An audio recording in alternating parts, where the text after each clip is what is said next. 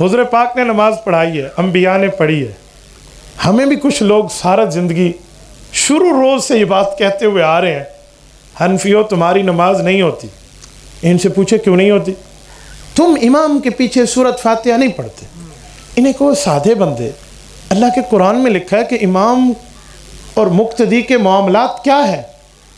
تو سورۃ نمبر 7 سورۃ اعراف آیت نمبر 204 میں اللہ نے فرمایا وَإِذَا قُرِئَ الْقُرْآنُ، جب قرآن پڑھا جائے 2 کام کر لو.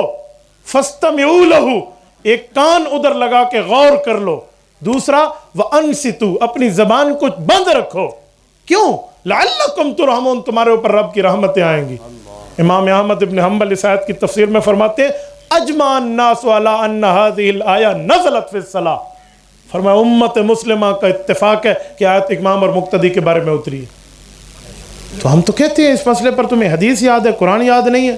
لیکن یار لوگ کہتے ہیں نہیں بھی پڑھیں. کیوں؟ حدیث میں ہے جو سورۃ فاتحہ نہیں پڑھتا نماز نہیں ہوتی. تو بھائیو ٹھیک ہے، حدیث میں ہے سورۃ فاتحہ نہیں پڑھتا نماز نہیں ہوتی. یہ تھوڑا لکھا ہوا ہے کہ سورۃ فاتحہ نہیں پڑھتے تو مقتدیوں کی جماعت نہیں ہوتی. تو بھائی وہ تو اکیلے کی بات ہے یا امام کی بات ہے. لیکن وہ کہتے ہیں نہیں. میں کہتا ہوں ان کا مسئلہ بھی یہاں حل ہو جاتا ہے. آؤ ذرا پوچھتے ہیں حضور پاک علیہ السلام نے جو نماز پڑھائی ہے اور انبیاء کرام نے پڑھی ہے، تو کیا انبیاء نے حضور کے پیچھے سورۃ فاتحہ پڑھی ہے؟ دیکھ لیتے.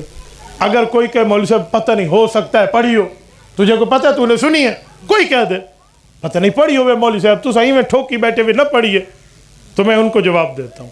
قرآن کریم سے پوچھ لیتے ہیں کہ سورۃ فاتحہ پچھلی کتابوں میں تھی، تورات میں، زبور میں، انجیل میں، صحائف میں تھی؟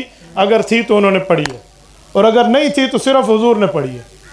اللہ کا قرآن کہتے ہیں. میرا استدلال نہیں ہے، معارف القرآن ادریسی میں مولانا ادریس کاندھلوی رحمہ اللہ کی بات پیش کر رہا ہوں.